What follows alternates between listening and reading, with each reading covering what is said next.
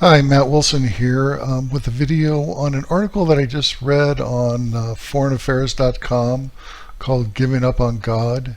And I put this in the reader view so it gets rid of the clutter, and I made the text a lot bigger so that you could read it along with me. And so I have some general critiques on this article, so I wanted to walk through. Now, first problem I have right in the first sentence, in the early years of the 20th century, religion seemed to be on the rise. Well, what's religion?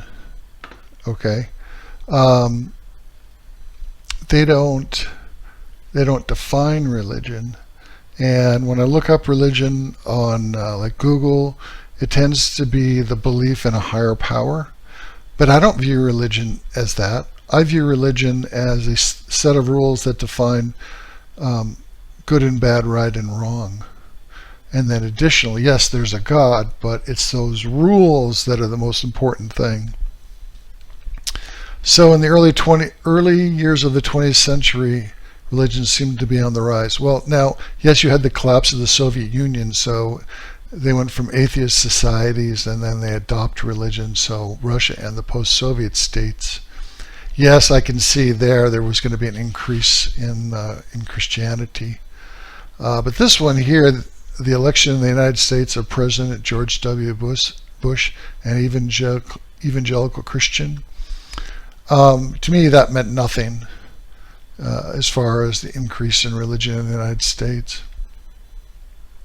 Now, another thing they do here in this article that I find extremely offensive is that they just lump all religions together, like Christianity and Islam lumped together, which I find offensive and unacceptable. So, yeah. Now, I just want to give you my thinking just a little bit. So in the West, there's a shift away from Christianity, and it's not where they're shifting away from religion, they're shifting to a new religion, which is the religion of equality. And yes, there's no God, so they say, oh, it's not a religion, but yeah, it basically is a religion. They treat it like a religion. The ideas of equality, they handle them like they were handed down by God. And so basically people are just shifting from one religion to another. But anyway, let's continue. A dozen years ago, my colleague Pippa Norris and I analyzed data on religious trends in 49 countries. Our findings made it clear that industrialization and the spread of scientific knowledge were not causing religion to disappear, some scholars had once assumed. Yeah, that's it. Okay, technically that's true, but what things were going on underneath the surface, so maybe people were still going to church, but underneath the surface, their ideas about the rules of right and wrong, good and bad, were changing. So the surveys would not pick that up, but you could see it in society. I could see it.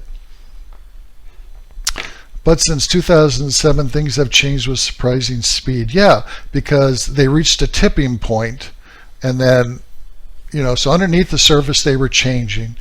Gradually they reached a tipping point, and then they just fully tipped.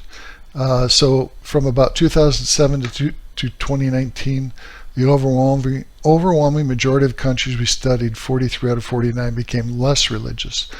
And as I said, that's not true. They just shifted to the religion of equality. And so the decline in belief was not confined to high income countries and appeared across most of the world. Growing numbers of people no longer find religion a necessary source of support and meaning in their life. Modern societies have become less religious in part because they no longer need to uphold the kinds of gender and sexual norms that the major world religions have instilled for centuries. Okay, so another problem is that if they just look at 10, 12 years of data, that's not long enough. You need to be looking at like 50 years or 100 years of data. And so we're already starting to see trends where people are getting married less. There's going to be less marriage, more divorce, fewer kids, and then most women are going after the top 5% of men. And I think, in general, the top 20% get, the top 20% of men get about 80% of the women. And so that means the other 80% of men are getting crumbs. And even out of that top 20%, most of the women are still going after the top 5%. So even those guys, the next, below the top 5, you got the next 15. It's not like they've got a lot of women lined up for them either, but yeah, it's easier for them. So overall, if you look under the surface, the trends don't look good. But on the surface, you can't pick a lot of that stuff up. Although some religious conservatives warn that the retreat from faith will lead to a collapse of social cohesion and public morality, the evidence doesn't support this claim. Yeah, because they haven't given it long enough. Come back to me after 50 years. As unexpected as it may seem, countries that are less religious actually tend to be less corrupt and have lower murder rates than more religious ones.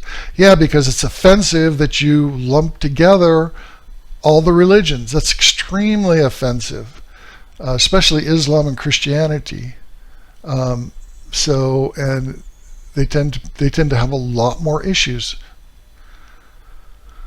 So this phenomenon reflects the fact that as society develops, survival becomes more secure, starvation, once pervasive, becomes uncommon, life expectancy increases, murder and other forms of violence diminish, and as this level of security rises, people tend to become less religious.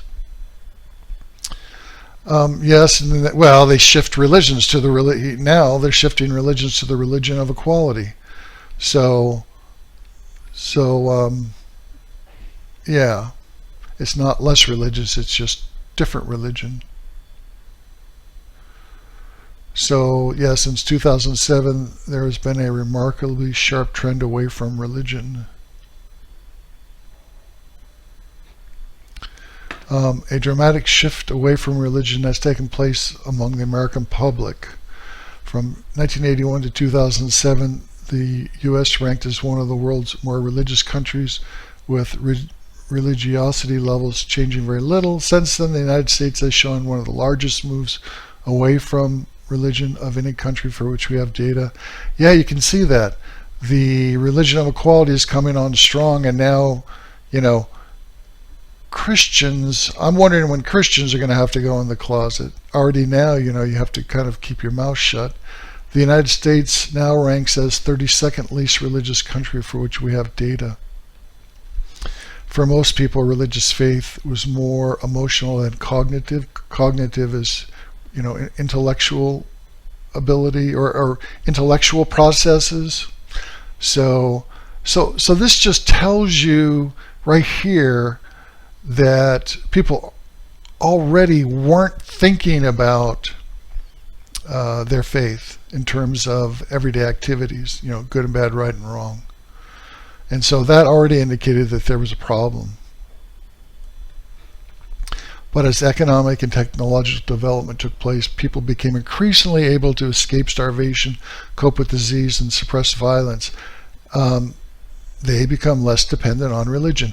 Yeah, they become less dependent on religion because things take a long time to play out, 50 or 100 years, or maybe even more. So for example, democracies fall apart after 250 years, okay?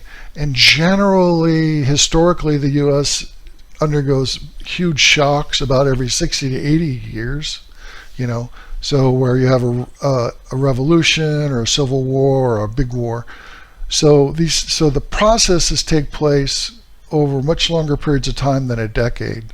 So I would say come back after 100 years. And look at what happened to China with their one-child policy. Yeah, that was great, but then, you do that for 30, 40 years.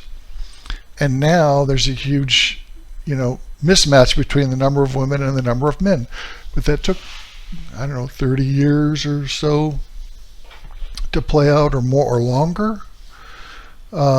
So the time process is just take a lot longer.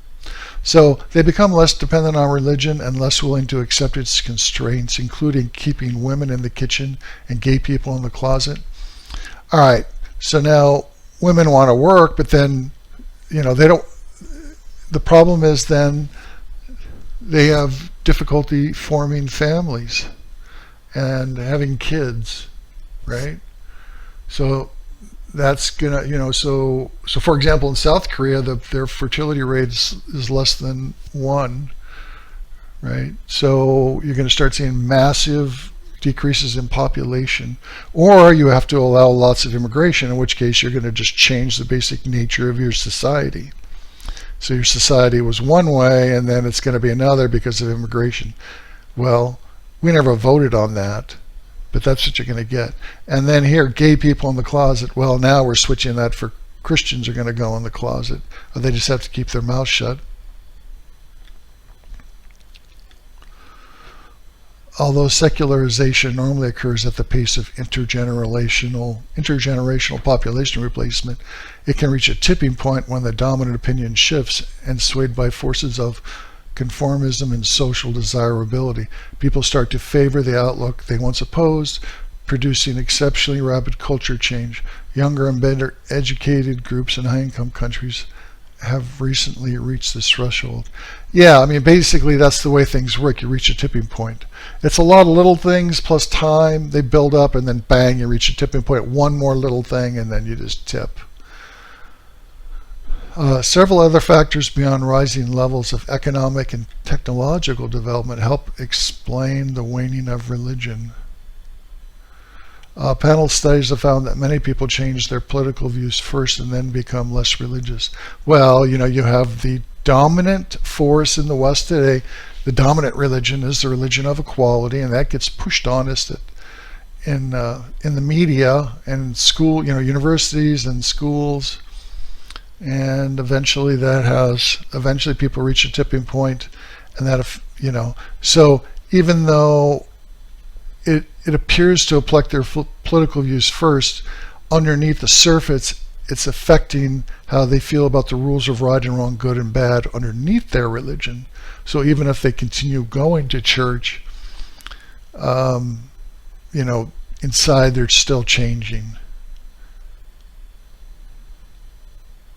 Perhaps the most important force behind secularization is a transformation concerning the norms governing human fertility.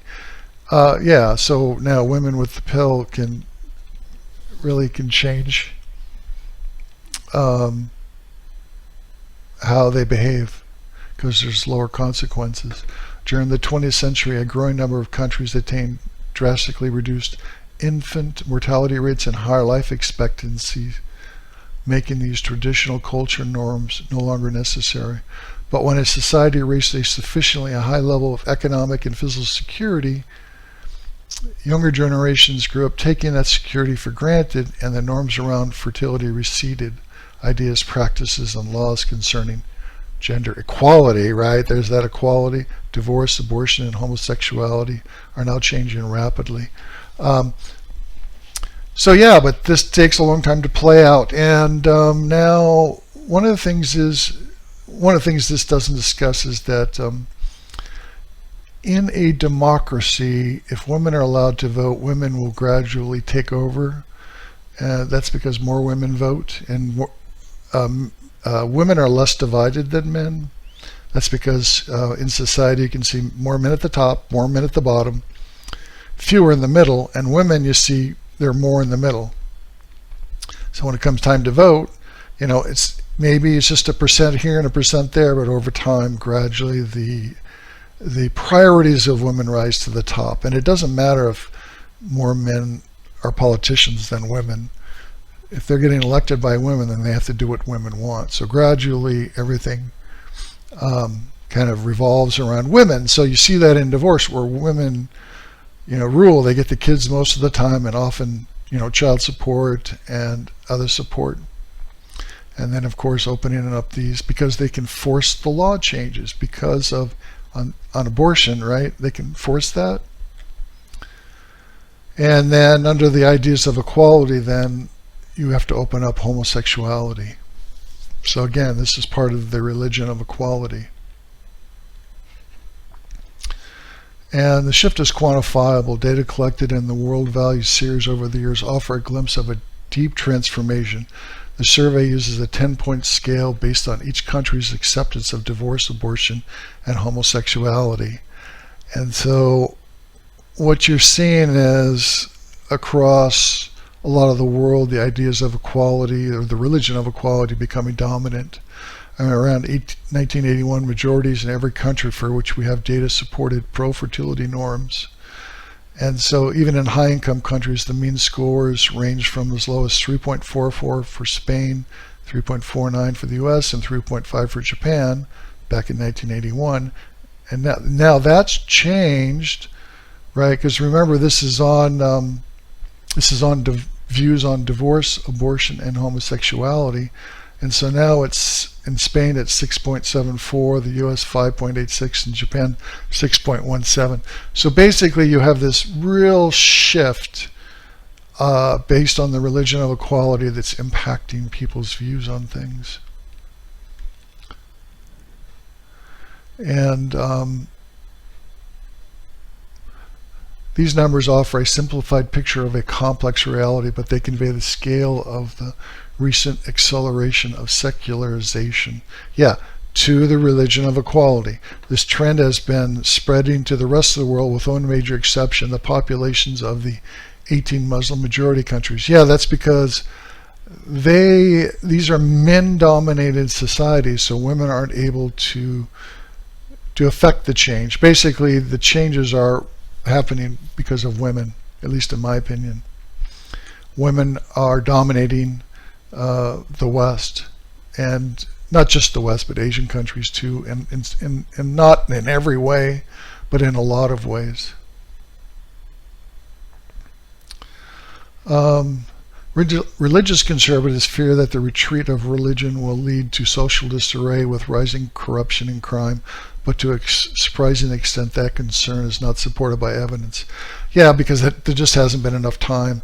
But at least in my view, that this will play out with either drastically reduced fertility rates, marriage rates, and then divorce rates will stay high, and so you'll have just fewer families forming, and then you'll have to compensate with more and more immigration. So the United States basically will be transformed probably into something more like Brazil, which will be third world and first world together.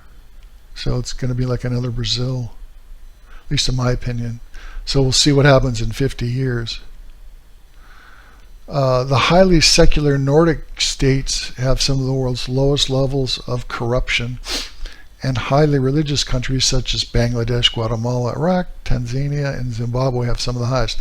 Well, yeah, first of all, these are mostly Muslim countries. You know, Guatemala is Christian, but you know, do the people actually follow the religion? It doesn't matter if they call themselves Christians, do they actually follow it? And then so as far as the Nordic countries, you know, it just hasn't played out long enough. It needs a lot more time. So this pattern also applies to other crimes such as murders. Hang on a second. So this was on corruption. And now this pattern also applies to crimes such as murder. As surprising as that may seem, the murder rate is now more than 10 times as high in the most religious countries as it is in the least. Yeah, but it depends on the religion, right? Okay. So yeah, again, it's offensive to lump all these religions together. And then, as if the religion of equality is not a religion. As societies develop from agrarian to industrial to knowledge-based, growing existential security tends to reduce the importance of religion in people's lives, and people become less obedient to traditional religious leaders and institutions. That trend seems likely to continue, but the future is always uncertain. Pandemics such as COVID-19 reduce people's sense of existential security, if the pandemic lasts for many years or leads to a new Great Depression, the cultural changes of recent decades might begin to reverse. But that shift remains unlikely. Yeah, it does remain unlikely unless there's a big war, because it would run counter to the powerful long-term technology-driven trend of growing prosperity and increased life expectancy that is helping people helping push people away from religion. So there you go. My own view is that unless there's like a big war, that the overall path is set and there's no really change in it, although maybe the speed can vary. But there you go. Thanks. Bye.